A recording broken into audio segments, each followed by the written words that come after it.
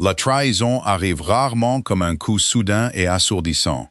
Elle s'insinue par des excuses douces et hésitantes, et des regards fuyants. Brianna connaissait le sourire de son fiancé mieux que le sien. C'est pourquoi elle a remarqué quand il a cessé de le lui adresser. Elle a remarqué quand son regard a glissé par-dessus son épaule, vers sa plus chère amie. Ce soir, toute l'élite londonienne s'attend à se régaler de son humiliation. Ils s'attendent à voir une jeune fille en larmes, ruinée, fuyant la salle de bal. Ils sont loin de se douter qu'un puissant duc a décidé d'intervenir. La pluie s'abattait contre les hautes fenêtres à meneaux de la maison des Linfield. Elle transformait la rue de Londres en une vision floue de gris et de boue. Brianna Linfield était assise près de la vitre. Un morceau de lin lourd reposait, oublié, sur ses genoux. Elle n'était pas une belle femme, selon les critères stricts et impitoyables du ton. Ses traits étaient trop vifs, ses yeux sombres trop observateurs, sa mâchoire trop ferme. Mais on la considérait charmante, dotée d'une dot respectable et d'un esprit pragmatique. Pendant 2 ans, cela avait suffi à Anthony. Anthony Powell, Vicomte Norwood. Ils avaient grandi dans des domaines voisins. Leur fiançailles n'était pas née d'une grande passion dévorante, comme celle que décrivent les poètes. C'était plutôt une certitude tranquille et confortable. Ils connaissaient les habitudes de l'un et de l'autre. Anthony aimait son thé infusé pendant précisément 3 minutes. Brianna préférait monter à cheval tôt le matin, avant que la rosée ne s'évapore. Ils formaient un couple raisonnable. Du moins, c'est ce qu'elle avait cru. Brianna pressa le bout de son doigt contre la vitre froide. Le froid s'infiltra dans sa peau, la ramenant à la réalité. Elle retraça la chronologie de son propre malaise. Cela n'avait pas commencé par une grande découverte. Tout a commencé il y a 3 semaines, lors d'une ennuyeuse réception chez Lady Carmichael. Brianna était piégée dans une conversation avec une douairière âgée. Elle discutait des mérites des pêches de cerf. Elle avait cherché Anthony du regard à travers la pelouse, espérant qu'il la sauve. Elle l'a trouvé près du labyrinthe de haies. Il n'était pas seul. Charlotte Danvers se tenait à côté de lui. Charlotte, avec ses cheveux d'or filés et un rire qui poussait les hommes à se pencher juste pour en saisir la fin. Charlotte, qui était l'ombre et la confidente de Brianna depuis qu'elles avaient 7 ans, les genoux écorchés et les doigts tachés d'encre. Brianna les avait observés de loin. Anthony était penché vers Charlotte, sa posture entièrement tournée vers elle. Il la protégeait efficacement du reste des invités. Charlotte regardait son ombrelle, les joues rouges. Puis elle a levé les yeux vers lui à travers ses cils. Ce fut un instant fugace, une fraction de seconde, mais Brianna a reconnu ce regard. C'était la gravité lourde et suffocante de 2 personnes qui voulaient désespérément se toucher, mais savaient qu'elles ne le pouvaient pas. Brianna avait détourné le regard. Elle avait ravalé le goût amer dans sa bouche, l'attribuant à la limonade tiède. Elle s'était dit qu'elle imaginait des choses. Charlotte était simplement pleine de vie. Anthony était simplement poli. Mais le mal était fait. Dans les semaines qui suivirent, Brianna commença à voir les fissures dans sa vie parfaitement ordonnées. Elle remarqua que les visites hebdomadaires d'Anthony chez les Linfield se faisaient plus courtes. Il prétextait des affaires de domaine, des débats parlementaires, une migraine persistante. Pourtant, son regard se portait fréquemment vers la porte du salon, comme s'il attendait l'arrivée d'une invitée particulière.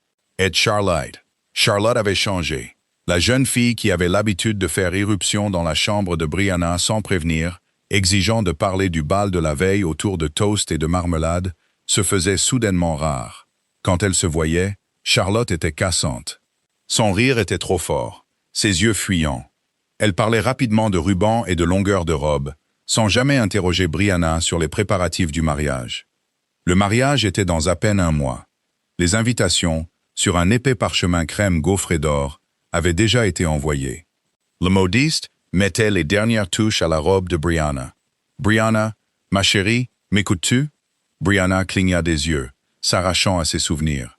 Sa mère, Lady Linfield, arpentait le salon. Une énergie anxieuse émanait de sa frêle silhouette. « Je vous demande pardon, mère.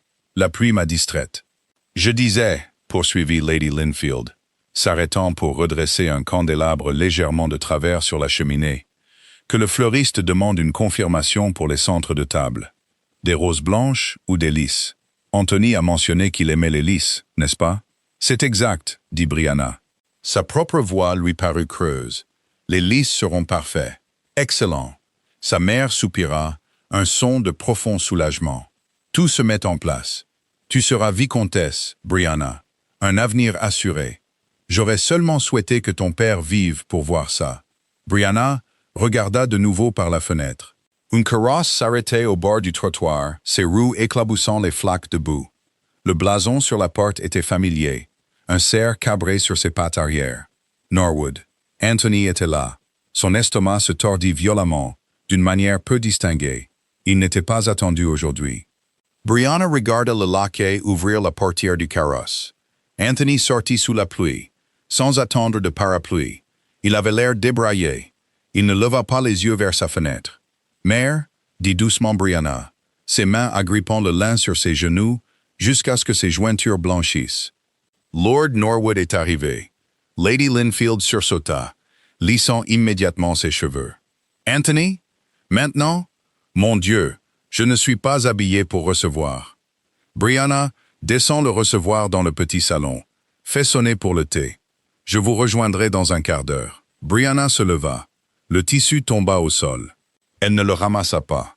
Elle se dirigea vers la porte, ses pas mesurés, ayant l'impression de marcher vers un échafaud qu'elle avait elle-même construit.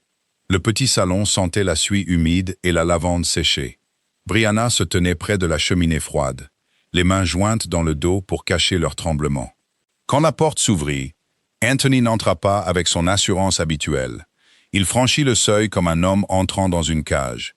Il était pâle, la peau autour de ses yeux tendue et meurtrie par le manque de sommeil. Sa cravate était nouée à la va-vite, un contraste frappant avec son apparence habituellement impeccable. « Brianna, dit-il. » Sa voix se brisa sur son nom. « Anthony, vous êtes trompé. » Elle désigna ses épaules humides. « Voulez-vous que Bates prenne votre manteau? » « Non. » Il déglutit difficilement. « Non, je ne reste pas. » Brianna resta parfaitement immobile.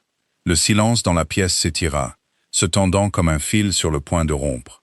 Elle ne le pressa pas. Elle n'allait pas lui faciliter la tâche. Qu'il s'étouffe avec les mots, qu'il creuse la tombe. « Je ne sais pas comment dire cela, » commença-t-il, en regardant le tapis.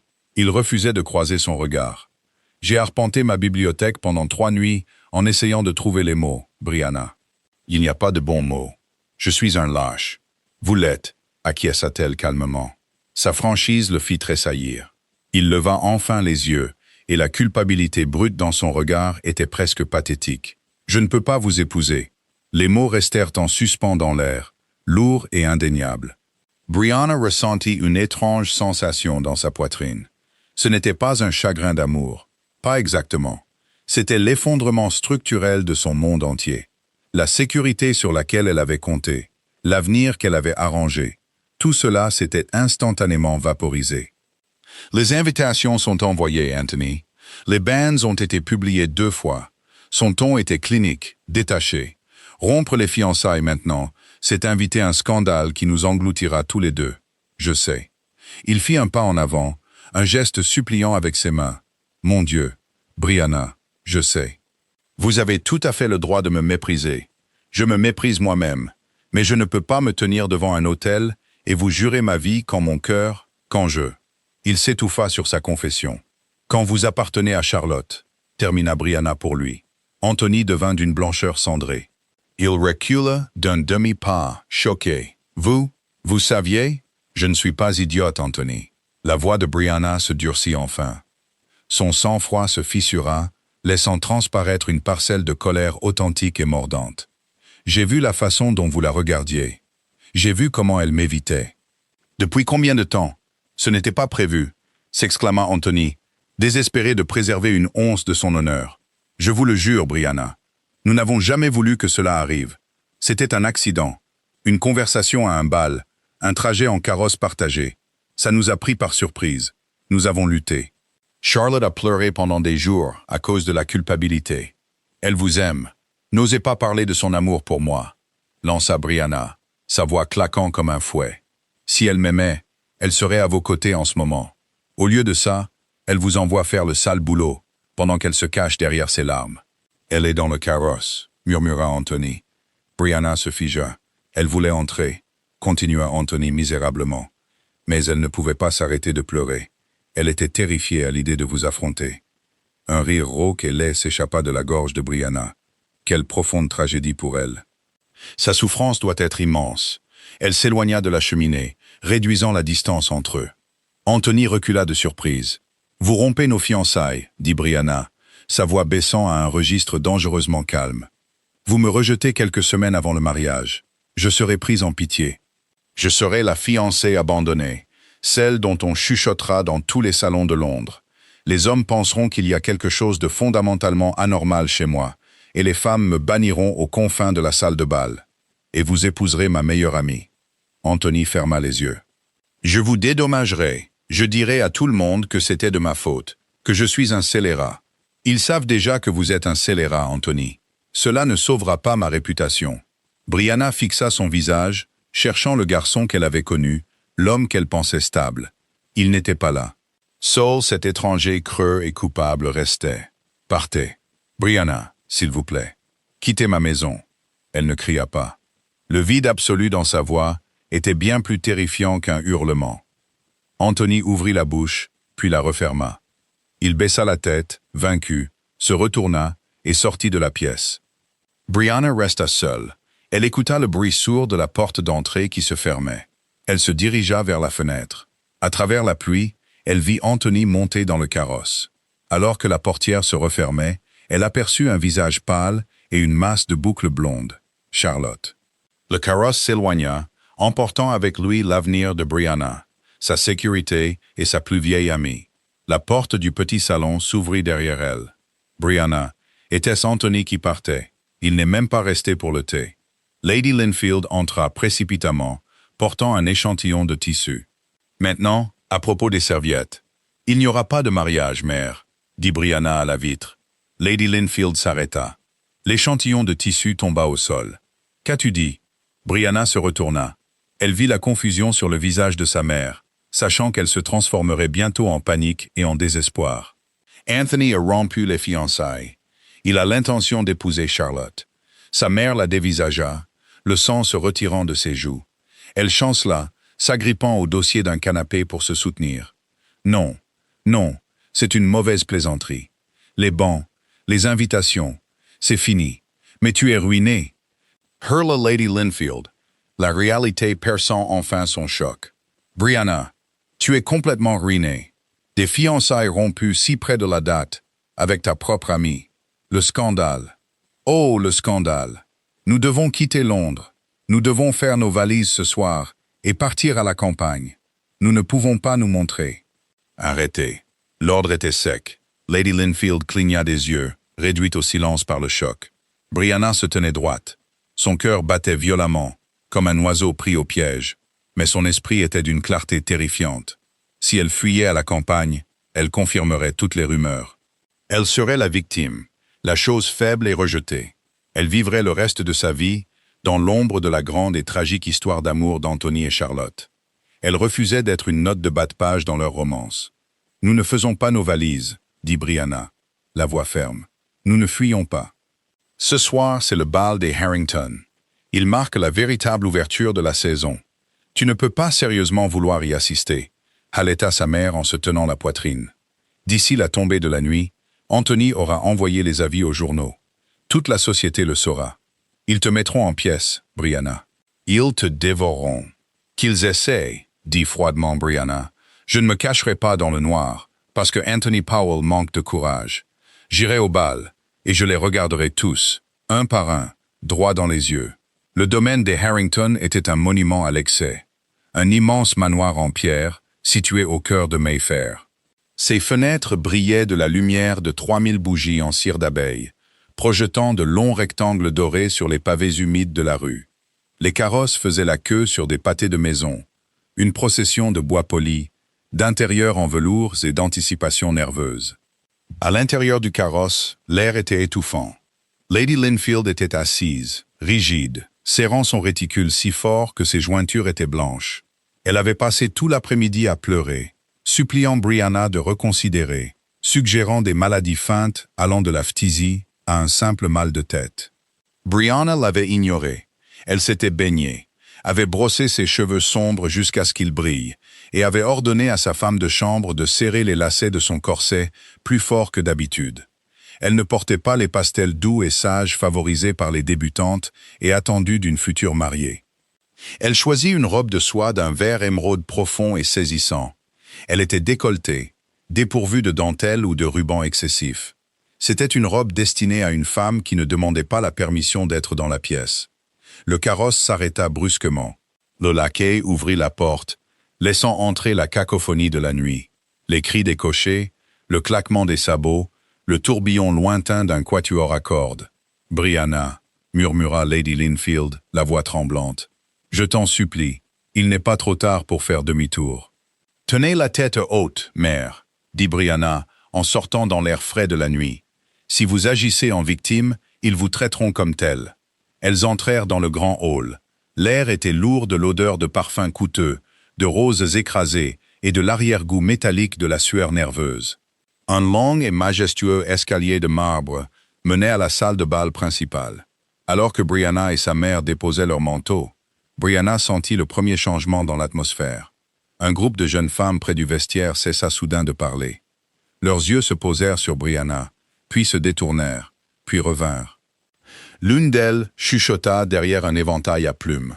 La nouvelle s'était répandue. Brianna garda le menton parallèle au sol.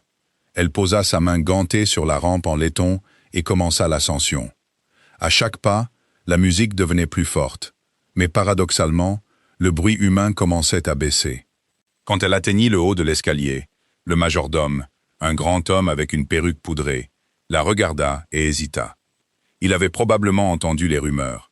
Il semblait ne pas savoir s'il devait l'annoncer ou lui indiquer discrètement l'escalier de service. Brianna soutint son regard avec un calme absolu et terrifiant. Elle ne cilla pas.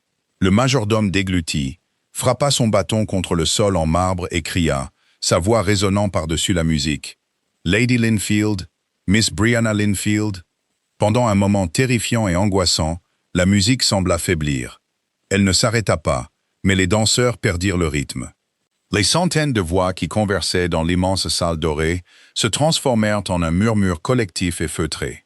Le bruit d'une centaine d'éventails s'agitant simultanément ressemblait à une volée de vautours prenant leur envol. Brianna se tenait sur le seuil. Elle regarda l'océan de soie, de bijoux et de jugement. Tous les visages étaient tournés vers elle. Elle vit les douairières, leurs yeux brillants d'un plaisir vicieux face au scandale. Elle vit les jeunes débutantes la regarder avec un mélange d'horreur et de pitié, terrifiée que sa malchance puisse être contagieuse. Elle vit les messieurs appuyés contre les piliers, pariant sur le temps qu'elle tiendrait avant d'éclater en sanglots. Et puis elle les vit. Près du centre de la pièce, sous un immense lustre de cristal, se trouvaient Anthony et Charlotte. Ils n'avaient pas l'intention d'être surpris à découvert. Anthony avait l'air paniqué, sa main se tendant instinctivement pour protéger Charlotte. Et Charlotte était radieuse. Elle portait une robe bleu pâle, un pendentif en diamant, reposant sur sa clavicule, un pendentif que Brianna reconnut comme un héritage de la famille Norwood. Le visage de Charlotte devint blanc quand elle vit Brianna. Elle recula d'un pas, se cachant légèrement derrière l'épaule d'Anthony, ses yeux s'emplissant de larmes commodes et magnifiques. Un coup physique aurait fait moins mal. L'audace pure. Rompre les fiançailles ce matin et parader avec le nouveau trophée ce soir. C'était une déclaration de guerre. C'était une exécution publique de la dignité de Brianna. La foule s'écarta légèrement, créant une barrière physique entre Brianna et le reste de la salle. C'était une quarantaine de ruines sociales. Personne ne l'approcha. Personne ne lui parla. « Oh mon Dieu !» gémit Lady Linfield derrière elle, reculant vers les escaliers. « Brianna, Anna, ils nous regardent. Ils nous regardent tous. »« Qu'ils regardent !» dit Brianna. Sa voix était stable, bien qu'elle sente une sueur froide perler à la nuque. Elle se força à avancer. Elle ne se pressa pas. Elle se déplaça avec une grâce délibérée et mesurée. Elle trouva une alcôve vide près des hautes fenêtres et s'y tint, faisant face à la salle. Elle refusa de regarder à nouveau Anthony et Charlotte. Elle regarda la foule, défiant quiconque de croiser son regard. Personne ne le fit. De l'autre côté de la salle de bal, appuyé dans l'ombre d'un lourd rideau de velours, Henry Cavendish, le duc de Rothbury, observait le spectacle. C'était un homme qui méprisait la société. Pour lui, le ton n'était qu'un ramassis de sycophantes stupides et avides. Ils mesuraient la valeur d'un homme à la superficie de son domaine et à l'ancienneté de son titre. Il possédait les deux en quantité stupéfiante. À 32 ans, il était célibataire, notoirement impitoyable en affaires. Il possédait un cynisme si profond qu'il frisait la cruauté. Il assistait à ces événements uniquement pour rappeler à ses rivaux politiques qu'il était toujours en vie et toujours bien plus puissant qu'eux. Il avait entendu les ragots avant même de donner son manteau. Le jeune Norwood avait plaqué la fille Linfield pour son amie, plus jolie et plus sotte. Une tragédie classique et ennuyeuse de la haute société. Il s'était attendu à ce que la femme rejetée se cache chez elle, pleurant dans ses oreillers. Au lieu de cela, elle était entrée dans la fosse aux lions, vêtue de soie émeraude et avec un air de défi absolu. Henry but une gorgée de son brandy, ses yeux sombres fixés sur Brianna. Il nota la façon dont la foule l'évitait, la traitant comme une lépreuse. Il nota la façon dont le jeune Norwood avait l'air physiquement malade de culpabilité, tandis que la fille blonde s'accrochait à lui comme une bernique désespérée. Mais surtout, il nota Brianna. Elle était terrifiée. Il pouvait le voir dans la raideur de ses épaules, le léger tremblement, presque imperceptible, de la main qui tenait son éventail. Les loups tournaient autour d'elle, attendant le premier signe de faiblesse pour déchiqueter sa réputation. Si elle craquait, si elle fuyait, elle serait ruinée pour toujours. Pourtant, elle tenait bon. Son menton était relevé. Ses yeux sombres balayaient la pièce avec une intelligence froide et perçante qui dépouillait de leur hypocrisie tous ceux qui osaient chuchoter à son sujet. Il n'y avait aucune demande de pitié dans sa posture. Il n'y avait qu'une rage silencieuse et brûlante. Henry se trouva profondément intrigué. Il détestait la faiblesse. Il respectait les survivants. Et la femme de l'autre côté de la pièce se tenait au centre d'un enfer social, refusant de brûler. Il vit un jeune lord, un bavard connu pour sa cruauté, commencer à traverser la pièce vers Brianna. Un sourire narquois sur le visage, il avait clairement l'intention de lui poser une question humiliante pour tester son sang-froid. Henry baissa son verre. La glace tinta contre le cristal. Il intervenait rarement dans les drames mesquins du ton. C'était indigne de lui. Mais en regardant la femme isolée en robe émeraude et la meute de chacals salivant à sa ruine, une étrange et sombre impulsion s'empara de lui. Il se détacha du mur et sortit de l'ombre. Lord Townshend, un homme dont la principale occupation était de collectionner les malheurs des autres et de les redistribuer pour s'amuser, se glissa à travers la foule vers l'alcôve. Il avait un menton fuyant et une méchanceté qui se déguisait en esprit. Brianna observa son approche avec un sentiment de fatalité écœurant. Son dos était pressé contre le plâtre froid du mur. Elle resserra sa prise sur son éventail, se préparant à l'impact de sa sympathie feinte. Townshend s'arrêta à 3 pas. Il éleva la voix assez fort pour que les douairières environnantes entendent chaque syllabe. Miss Linfield, traina Townsend, ses lèvres se retroussant en un sourire prédateur. Quel plaisir inattendu de vous voir ce soir. Bien que j'avoue que nous pensions tous que vous seriez indisposés. Un refroidissement soudain, peut-être, ou un changement soudain de climat matrimonial. Une faible vague d'amusement cruel parcourut les spectateurs les plus proches. Brianna serra la mâchoire. Elle refusa de regarder sa mère, qui gémissait doucement près des rideaux. Elle regarda directement les yeux pâles et larmoyants de Townshend. « Ma santé est parfaitement robuste, Lord Townshend. J'apprécie votre sollicitude, bien qu'elle soit déplacée. »« Robuste ?» répéta Townshend, savourant le mot. « C'est louable. Il faut avoir une constitution solide pour supporter des changements de saison aussi brusques. Dites-moi, Norwood vous a-t-il laissé les lys, ou les a-t-il emportés avec lui pour sa nouvelle épouse ?» L'air dans les poumons de Brianna s'évapora. C'était un coup direct et brutal. La foule se pencha, haletante, attendant les larmes, la gifle, la retraite inévitable. Avant que Brianna ne puisse formuler une réponse cinglante, une ombre tomba sur Townshend. Henry Cavendish, le duc de Rothbury, ne marchait pas. Il déplaçait l'espace. C'était un homme grand et anguleux, vêtu d'un habit de soirée noir, sobre et sans fioriture. Il n'avait aucune de l'ostentation des jeunes lords, mais sa simple proximité forçait une réaction physique de la foule. Les gens reculèrent. Les chuchotements feutrés s'éteignirent instantanément, remplacés par un silence suffocant et terrifié. Townshend se retourna, agacé par l'interruption, et se retrouva à fixer la cravate du duc. Il leva les yeux, son ricanement se transformant en un masque de pure panique. « Votre grâce, Queen Townshend », exécutant une révérence hâtive et maladroite. Henry ne le regarda pas. Il regarda le sol, puis les moulures en plâtre, examinant la pièce avec une expression d'ennui profond. « Townshend, vous bloquez le courant d'air. Écartez-vous. Je ne faisais que converser avec Miss Linfield, votre grâce. » Louis présentant mes condoléances. Votre haleine sent le gin bon marché et les mauvaises intentions, l'interrompit Henry. Sa voix n'était pas forte, mais elle portait une autorité vibrante et mortelle. Il tourna enfin son regard sombre et impitoyable vers le jeune homme. J'ai dit, écartez-vous. Townshend déglutit bruyamment. Il regarda Brianna, puis de nouveau le duc, réalisant avec une horreur grandissante qu'il s'était aventuré sur un champ de bataille bien au-dessus de son rang. Il recula en se précipitant, manquant de trébucher sur l'ourlet d'une douairière, dans sa hâte de se réfugier dans la sécurité du troupeau. Henry le regarda s'enfuir. Puis il tourna toute son attention vers Brianna. De près, le duc de Rothbury était imposant d'une manière qui n'avait rien à voir avec la taille physique. Son visage était une étude de lignes dures et d'indifférence aristocratique. Une petite cicatrice estompée traversait le bord de son sourcil gauche, lui donnant une asymétrie intrinsèquement dangereuse. Il ne regarda pas Brianna avec pitié. Il la regarda comme un général pourrait évaluer un soldat qui a refusé de rompre les rangs sous un feu d'artillerie nourri. « Un parasite irritant », murmura Henry. Sa voix baissa à un registre destiné à elle seule. « Comme un moucheron, vous l'auriez écrasé à la fin. Mais je manque de patience ce soir. » Brianna le dévisagea. Son pouls battait un rythme frénétique dans sa gorge. Elle n'avait jamais parlé au duc.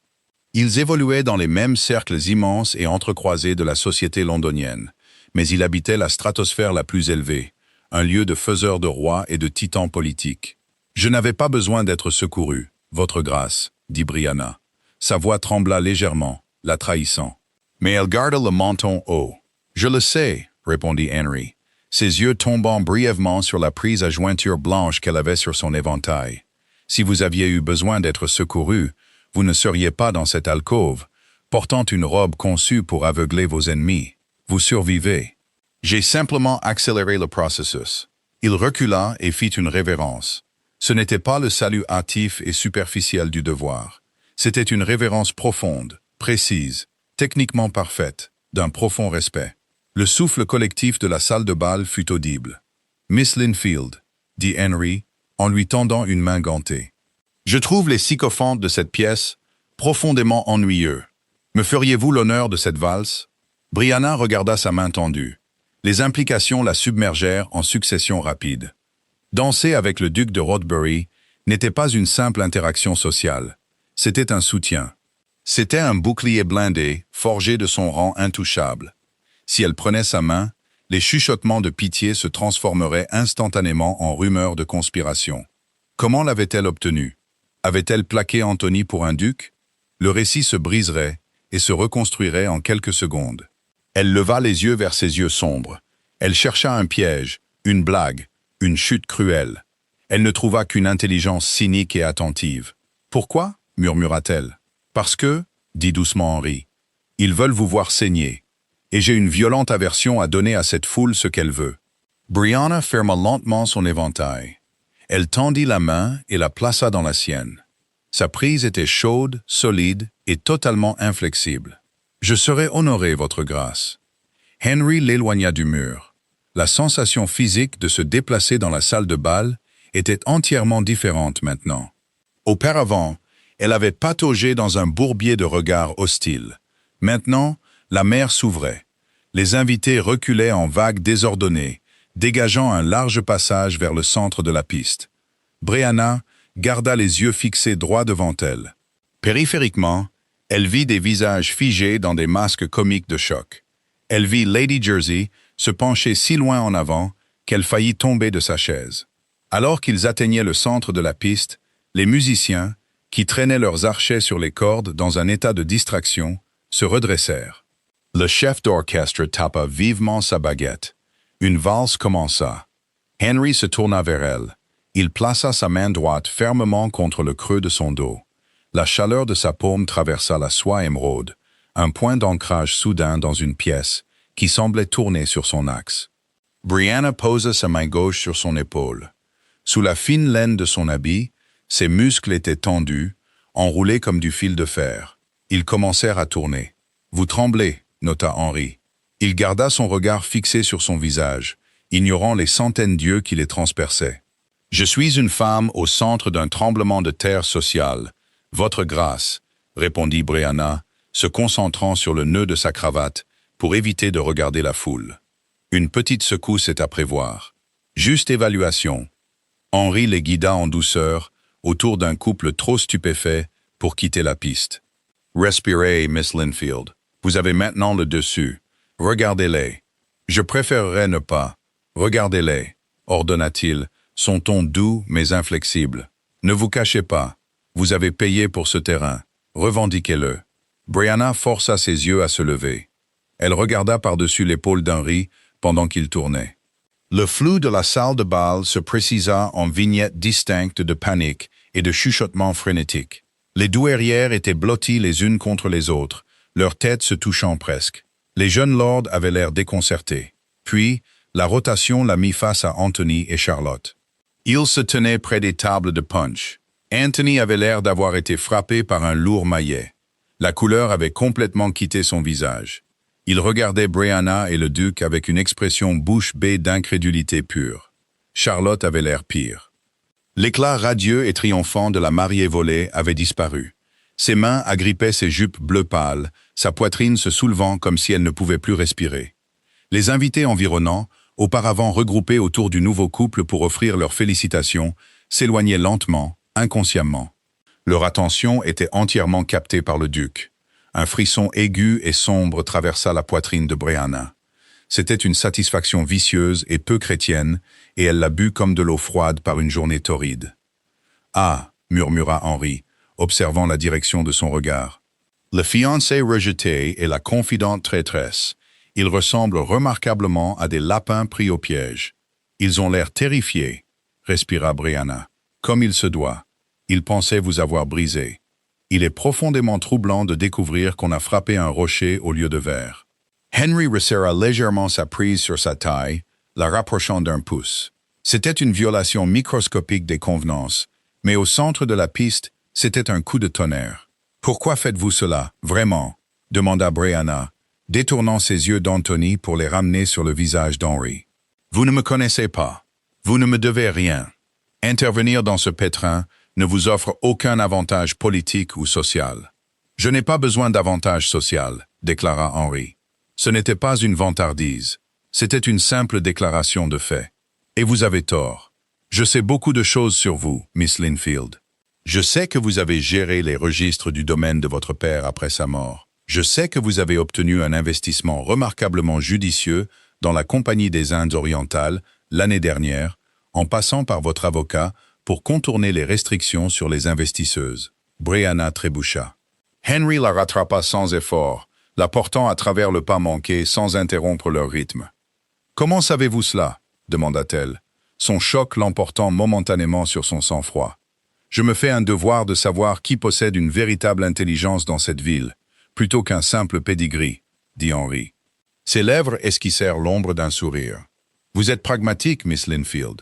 Vous êtes vive. Vous n'avez pas choisi Norwood par passion aveugle et folle.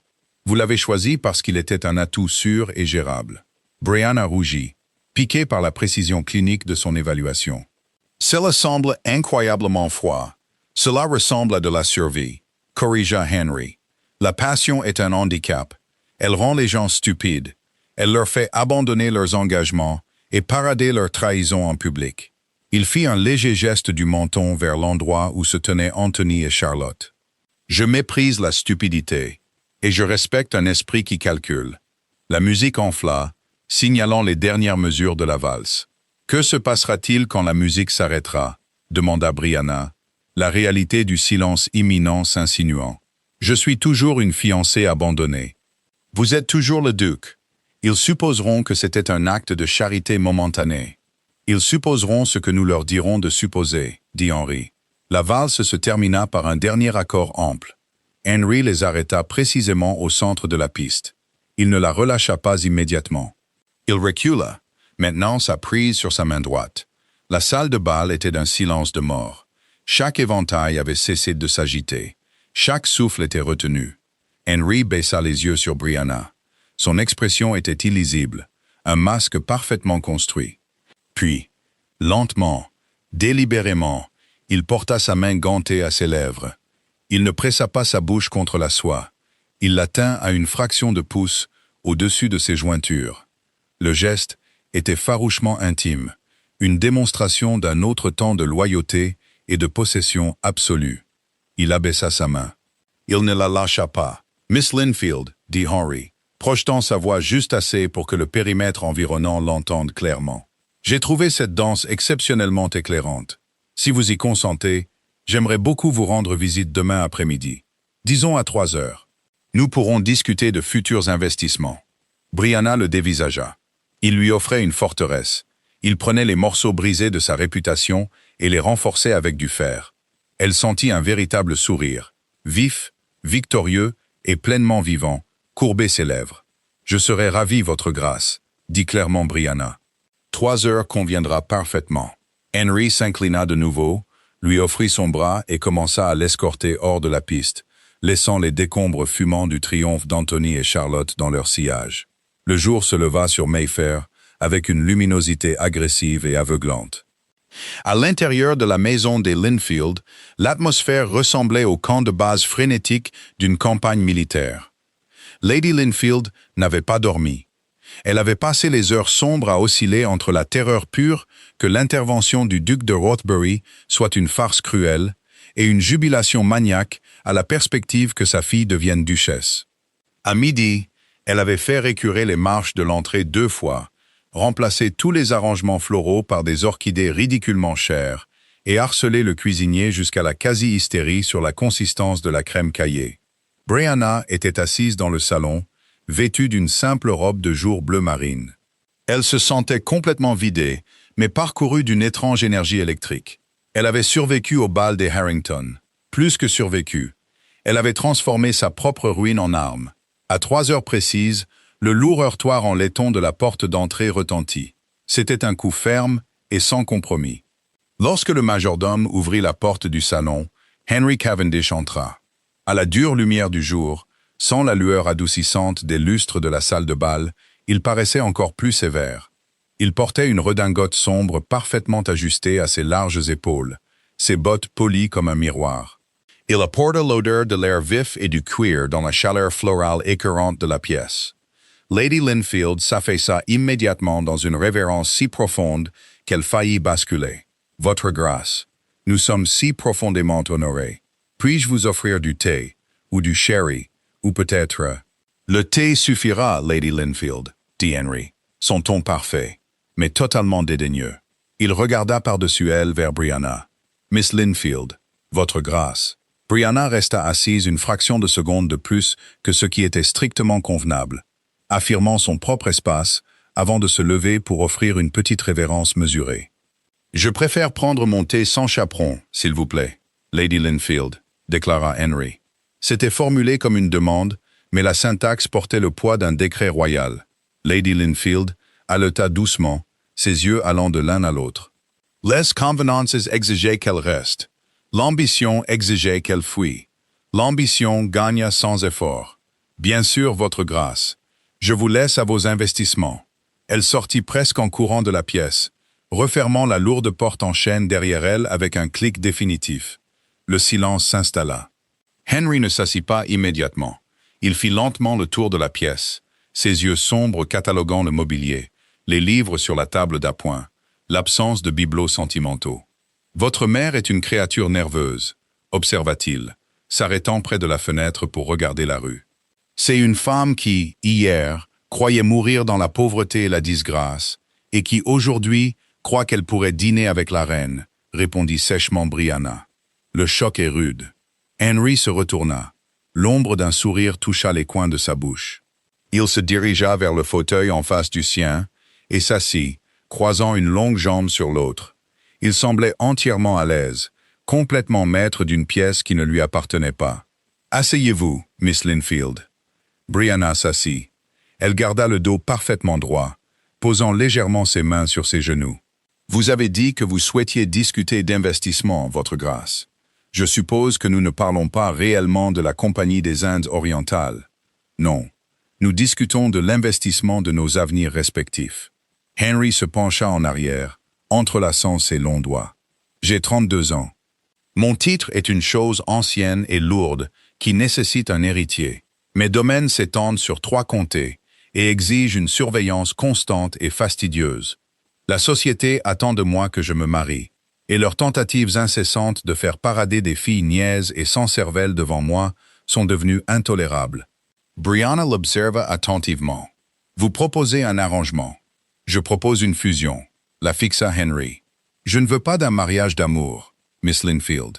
Je trouve le concept épuisant et sujet à des échecs catastrophiques, comme vous en avez vous-même fait l'expérience hier matin. Je veux une partenaire. Je veux une femme assez intelligente pour gérer mes maisonnées sans venir me voir pour des crises insignifiantes. Je veux une femme dont le courage ne faillira pas quand les requins politiques sentiront le sang dans l'eau. Je vous ai observé hier soir. Vous avez marché devant un peloton d'exécution et refusé un bandeau. Brianna revala la boule soudaine dans sa gorge. Personne ne lui avait jamais parlé comme ça. Les hommes comme Anthony parlaient de devoir et d'affection. Ils voilaient leurs exigences de mots doux et condescendants. Henry enlevait le velours et posait le fer nu sur la table. « Vous m'offrez une protection », dit Brianna, la voix ferme. « Vous m'offrez un bouclier contre le scandale créé par Anthony. Je vous offre un empire », corrigea doucement Henry. « Le scandale ne peut toucher une duchesse de Rothbury. Le ton s'inclinera devant vous. Ils s'étoufferont avec leur chuchotement, mais j'exige une loyauté absolue en retour. Nous présentons un front uni au monde. Nous ne faiblissons pas. Nous ne jouons pas à des jeux mesquins de jalousie ou de dépit. Est-ce compris? Je n'ai aucun intérêt pour les jeux mesquins, répondit Brianna.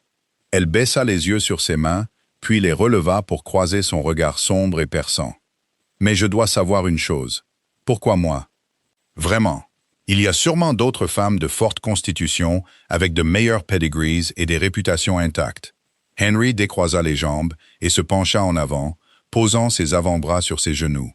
La distance physique entre eux se réduisit, et la force de sa présence était presque suffocante. « Parce que, Miss Linfield, ces femmes m'ennuient à mourir, dit-il, sa voix baissant à un grondement bas et dangereux. Elles sont prévisibles. Elles sont moulées dès la naissance, pour être des accessoires décoratifs. Vous êtes faite d'arêtes vives et de calculs froids. Je ne veux pas d'un accessoire décoratif. Je veux une reine sur mon échiquier qui sait comment sacrifier un pion pour prendre une tour.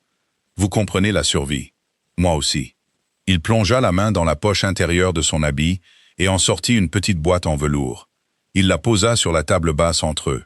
Il ne l'ouvrit pas. « Je pars pour mon domaine de campagne dans 3 semaines, dit Henry.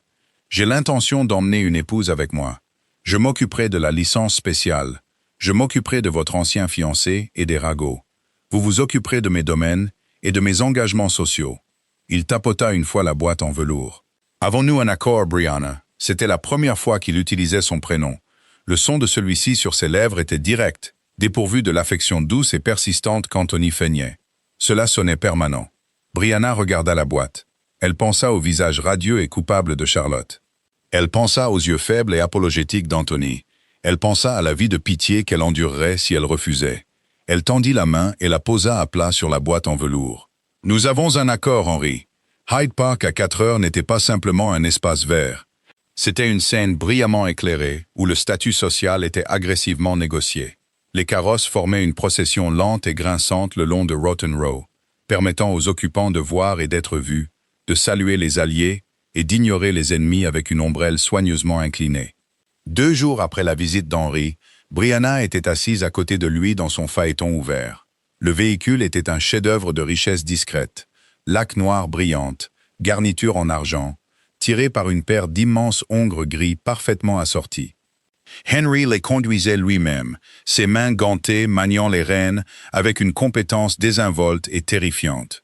L'air était vif, empreint de la chaleur vive et trompeuse de la fin du printemps. Brianna portait une robe de promenade en velours bordeaux profond, un chapeau assorti perché sur ses cheveux sombres. Elle sentait le poids de l'énorme saphir taille carrée à sa main gauche.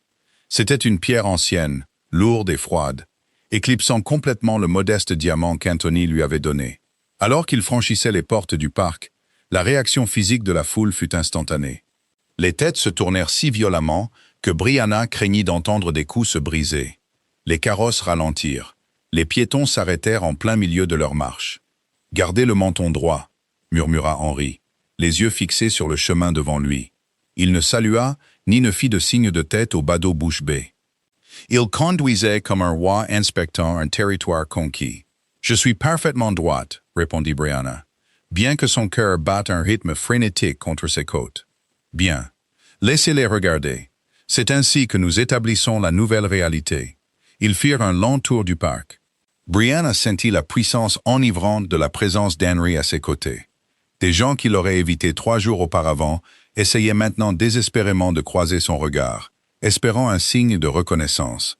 La marée sociale ne s'était pas seulement retournée, elle avait inversé la gravité. Alors qu'ils entamaient leur deuxième tour, un embouteillage près de la Serpentine força le carrosse à s'arrêter. Brianna regarda le sentier piétonnier sur leur gauche. Le souffle lui manqua. Debout à moins de 3 mètres, piégés par la foule, se trouvaient Anthony et Charlotte. Ils marchaient bras dessus, bras dessous. Charlotte portait un nouveau chapeau avec des rubans roses ostentatoires. Mais la couleur ne cachait en rien la tension crispée et fragile autour de ses yeux. Anthony avait l'air épuisé, les épaules affaissées, dépourvu de sa posture enjouée habituelle. L'isolement social qu'ils avaient infligé à Brianna se retournait maintenant activement contre eux. Les gens autour d'eux maintenaient une distance notable et inconfortable. Leurs yeux allaient et venaient entre le couple déshonoré à pied et le couple de pouvoir nouvellement formé dans le phaéton. Anthony la vit le premier. Il s'arrêta net. Sa prise sur le bras de Charlotte se resserra, la faisant grimacer et lever les yeux. Le regard de Charlotte se fixa sur Brianna.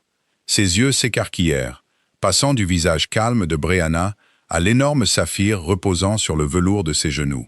Une vague complexe d'émotions déferla sur le visage de Charlotte. Choc, envie et un espoir désespéré et pathétique. Avant qu'Anthony ne puisse l'arrêter, Charlotte se dégagea et fit 3 pas vers le carrosse. « Brianna » appela Charlotte. Sa voix était légèrement essoufflée, tremblante de vulnérabilité fabriquée. « Brianna, s'il vous plaît. » Henry bougea à côté d'elle. Il ne regarda pas Charlotte. Il resserra simplement sa prise sur les rênes, le cuir craquant de manière inquiétante dans le silence soudain qui s'était abattu sur les environs immédiats. Brianna baissa les yeux sur son ancienne amie. Elle ne ressentait aucune colère. La rage ardente du bal des Harrington s'était consumée, laissant derrière elle une cendre froide et claire. « Miss Danvers » dit Brianna. Sa voix porta facilement dans l'air vif. Elle était parfaitement polie, entièrement dépourvue de chaleur. Charlotte tressaillit à l'adresse formelle.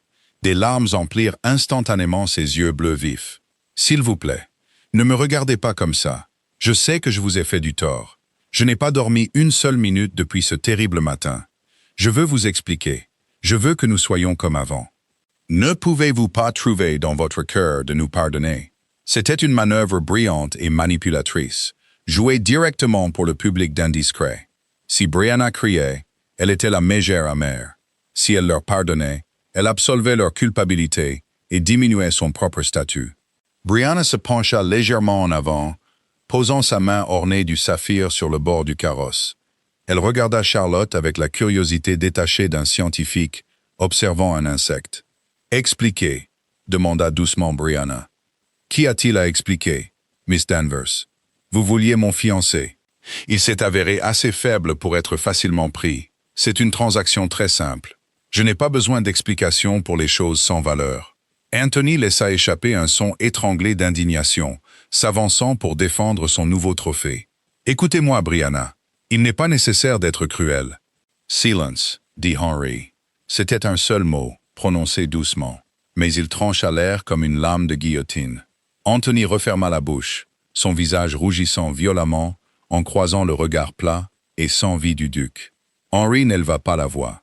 Il regarda simplement Anthony, comme s'il évaluait où planter le couteau. Charlotte pleurait ouvertement maintenant, ses épaules secouées. « Je voulais seulement retrouver mon ami » sanglota-t-elle. « Je ne suis pas votre amie » dit Brianna. Elle n'éleva pas la voix non plus, trouvant un étrange rythme en miroir avec le calme mortel d'Henry. « Et vous n'êtes pas mon ennemi, Charlotte. Vous n'êtes simplement rien pour moi. Vous êtes une étrangère dont les terribles choix ne me concernent plus. Brianna se rassit contre les coussins. Elle tourna son visage vers l'avant, les ignorant complètement. « Avancez, Henry, s'il vous plaît, » dit-elle. L'air ici devient terriblement vicié. Les lèvres d'Henry tressaillirent. Il donna un coup de renne. Les immenses hongres gris s'avancèrent, les roues du phaéton roulant doucement, laissant Anthony et Charlotte debout dans la poussière du sentier piétonnier, entourés par l'élite jugeante et chuchotante. Brianna ne se retourna pas. Elle sentit le regard d'Henry sur le côté de son visage. « Des choses sans valeur », répéta doucement Henry, une note de profonde et sombre approbation dans sa voix. « Parfaitement exécuté, ma chère. » Brianna le regarda. La cendre froide dans sa poitrine s'enflamma de quelque chose de totalement nouveau. Ce n'était pas de l'amour. C'était trop vif, trop dangereux pour l'amour. C'était un respect profond et solide.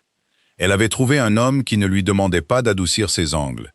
Il lui demandait de les aiguiser. « J'ai appris en vous regardant », répondit Brianna, le coin de sa bouche se soulevant en un vrai sourire, non forcé. « Henry Ritt », un son court et sincère qui surprit un laquais de passage. « Je crois, Brianna, que nous allons former un partenariat terriblement efficace. » L'église Saint-Georges de Hanover Square était vaste, résonnante et totalement dépourvue de lys. Les bancs furent entièrement contournés. Henry obtint une licence spéciale avec une seule lettre, sèchement formulée, à l'archevêque de Canterbury, utilisant une faveur politique due à la famille Cavendish depuis une décennie. Il n'y eut pas d'invitation gravée. Il n'y eut pas de grand buffet de petit déjeuner, dressé pour des centaines d'invités affamés et jugeants. Brianna se tenait devant l'autel dans une robe de soie ivoire épaisse, totalement dépourvue de dentelle ou de perles. Le tissu tombait en lignes sévères et élégantes. À côté d'elle, Henry se tenait rigide dans un habit formel en laine anthracite. Le seul public se composait d'une Lady Linfield en larmes au premier rang, et de l'avocat d'Henry, un homme qui possédait la gamme émotionnelle d'un classeur, servant de témoin. La voix du vicaire rebondit sur les arches de pierre vides, semblant incroyablement petite. Brianna garda les yeux fixés sur la croix en or au-dessus de l'autel. Elle sentit une traction fantôme de la mémoire, le mariage qu'elle aurait dû avoir. Anthony aurait été nerveux, transpirant dans son col, lui souriant avec cette affection douce et malléable. L'église aurait été bondée à en suffoquer, l'air épais de parfum et de l'anticipation collective de la société. Elle ne ressentit rien d'autre qu'un soulagement que tout cela soit parti. « Moi, Henry William, je te prends, Brianna. » La voix d'Henry ne résonna pas. Elle ancra la pièce. Il prononça les vœux, non pas comme une promesse romantique, mais comme un serment prêté devant un magistrat. Il scellait un traité. Quand vint le moment de l'anneau, il ne tâtonna pas. Il prit sa main gauche dans la sienne. Son pouce effleura ses jointures, un bref point de contact, avant qu'il ne glisse une lourde alliance, en or gallois, sans fioriture à son doigt. Elle se posa à côté de l'énorme saphir. Elle semblait lourde, elle semblait permanente. « Moi, Brianna, je te prends, Henry. » Elle parla clairement, sa voix refusant de trembler. Elle le regarda en prononçant les mots. Il observait sa bouche, ses yeux sombres intenses et entièrement concentrés. Il n'y avait aucune hésitation en lui. C'était un homme qui prenait des décisions et les gravait dans la pierre. Le vicaire les déclara mari et femme. Il n'y eut pas de baiser théâtral et passionné. Henry inclina simplement la tête, leva sa main gantée à sa bouche et pressa fermement ses lèvres contre l'alliance en or qu'il venait de lui donner. 1 heure plus tard, ils étaient dans un chariot de voyage portant le blason du duc, naviguant dans le trafic londonien dense vers la campagne. Lady Linfield était restée, armée d'une allocation stupéfiante et d'instructions strictes d'Henry de prendre une maison à Bath jusqu'à ce que les ragots londoniens s'éteignent complètement. Elle avait embrassé la joue de Brianna, pleuré et l'avait appelée à plusieurs reprises « Votre grâce », avec un mélange de crainte et de profond soulagement. À l'intérieur du carrosse, le silence s'étira, mais il manquait de la tension suffocante de la dernière rencontre de Brianna avec Anthony. C'était un silence d'évaluation mesurée. « Vous n'avez pas bronché », nota Henry, rompant le calme alors que les limites de la ville cédaient enfin la place à des champs verdoyants. Il était adossé au coussin de velours sombre, l'observant. Vous vous attendiez à ce que je le fasse? Demanda Brianna, enlevant son chapeau et le posant sur le siège en face d'eux. Elle passa une main dans ses cheveux, expirant un long et lent souffle. Beaucoup de femmes l'auraient fait. La réalité de se lier à un étranger, quelle que soit sa richesse, frappe souvent le plus durement à l'autel. Henry déboutonna son habit, abandonnant une fraction de sa rigidité formelle. « Je ne suis pas un homme facile, Brianna. Je suis exigeant. Je suis fréquemment absent.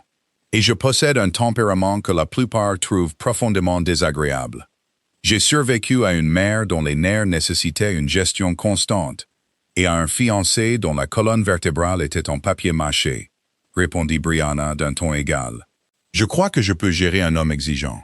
Henry laissa échapper un rire bas et rauque. Je plains quiconque vous sous-estime, Duchesse. Le titre envoya une étrange secousse électrique le long de sa colonne vertébrale. Duchesse.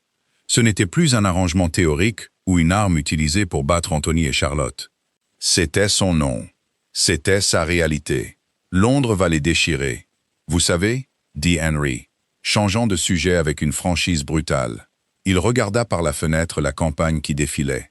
Norwood et sa nouvelle épouse. Le ton déteste la faiblesse, mais il méprise un scandale qui n'offre aucun divertissement ultérieur. Maintenant que vous vous êtes entièrement élevé hors de leur portée, le récit va s'aigrir. Anthony ne sera pas le héros romantique tragique. Il sera juste l'idiot qui a perdu une duchesse. Je sais, dit Brianna. Elle regarda l'alliance en or à son doigt. Je l'ai senti dans le parc, le changement. Ils sont déjà en train d'étouffer. Cela vous trouble-t-il? Elle leva les yeux vers lui. Elle chercha en elle-même toute blessure persistante, toute affection résiduelle pour le garçon avec qui elle avait grandi ou la fille avec qui elle avait partagé des secrets. Elle ne trouva que de l'air froid et pur. Non, dit honnêtement Brianna. Cela ne me trouble pas. Henry hocha la tête une fois, profondément satisfait. Il tendit la main à travers l'espace entre eux, et prit la sienne. Il ne dit rien d'autre. Il lui tint simplement la main, alors que le carrosse roulait vers le nord, sa prise ferme, sans compromis et incroyablement sûre. L'automne dépouilla les feuilles des chênes centenaires bordant Rothbury Hall, transformant le vaste domaine en une forteresse austère et majestueuse de pierre grise, contre un ciel pâle. Brianna était assise à l'immense bureau en acajou de la salle d'études, 3 registres ouverts devant elle. Elle était à Rothbury depuis 4 mois, et elle avait passé chaque jour à démanteler les systèmes archaïques et inefficaces que l'intendant précédent avait laissés derrière lui. Elle ne jouait pas du piano pour Henry le soir. Elle ne brodait pas de coussins. Elle gérait ses fermes, vérifiait les revenus miniers de ses propriétés du Nord et réduisait impitoyablement les dépenses domestiques excessives de 20%. La porte du bureau s'ouvrit. Henry entra, apportant avec lui l'odeur du vent froid et de la sueur de cheval. Il avait parcouru le périmètre sud depuis l'aube. Il traversa la pièce, s'arrêta derrière sa chaise et se pencha pour regarder le registre. « Vous avez trouvé l'écart dans les rendements céréaliers », observa-t-il, sa voix grondant juste à côté de son oreille. « Le bailli de la vallée inférieure a détourné 5% depuis 3 ans, dit Brianna, sans lever les yeux, tapotant sa plume contre la colonne de chiffres à l'encre. J'ai rédigé son renvoi. J'ai aussi suggéré au magistrat que nous passions outre les poursuites pénales, s'il quitte le comté d'ici vendredi. »« Efficace, » murmura Henry. Il posa ses mains sur ses épaules. Ses pouces pressèrent les muscles tendus à la base de son cou, dénouant un nœud avec une pression ferme et lourde. Brianna se pencha en arrière contre son contact, fermant les yeux un bref instant. Leur mariage n'était pas construit sur la passion fiévreuse et poétique que les romans de société prônaient. Il était construit sur une base de compétences absolues et inébranlables.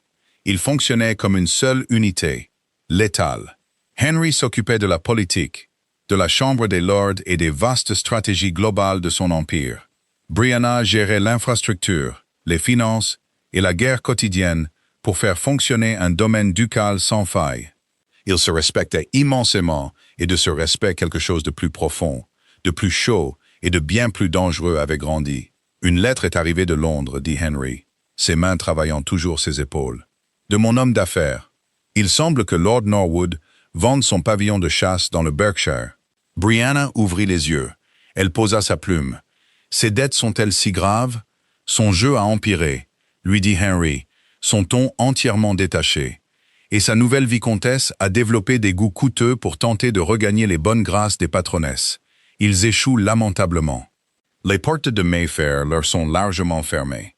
Il semble qu'un fiancé volé soit un piètre substitut à un revenu stable et une réputation sans tache. Brianna regarda par les hautes fenêtres vers les collines de Rothbury. Elle se souvint du visage en larmes de Charlotte à Hyde Park.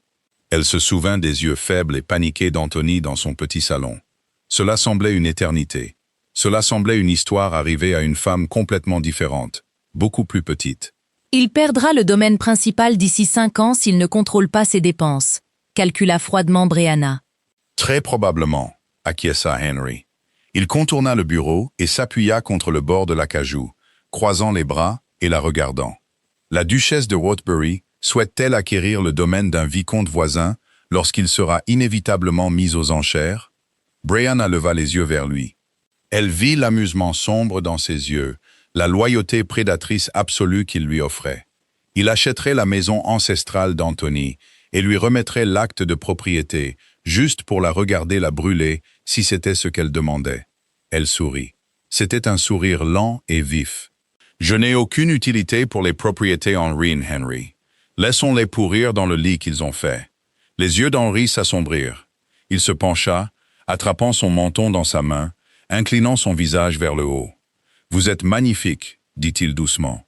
Ce n'était pas un compliment. C'était une déclaration de fait profonde et indéniable. Il se pencha et l'embrassa. Ce n'était pas le contact chaste et performatif de leur jour de mariage. C'était exigeant, dévorant et farouchement possessif. Brianna lui rendit son baiser, agrippant les revers de son habit, sentant le rythme régulier et puissant de son cœur contre ses mains. Il n'y eut pas de déclaration fleurie. Il n'y eut pas de larmes. Il n'en avait pas besoin.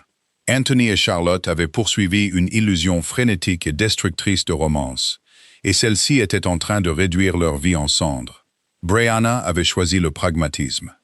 Elle avait choisi la logique froide et dure de la survie, et ce faisant, elle avait obtenu un empire, écrasé ses ennemis sans lever le petit doigt, et trouvé un homme qui regardait ses facettes les plus vives et les plus calculatrices, et n'y voyait qu'une reine.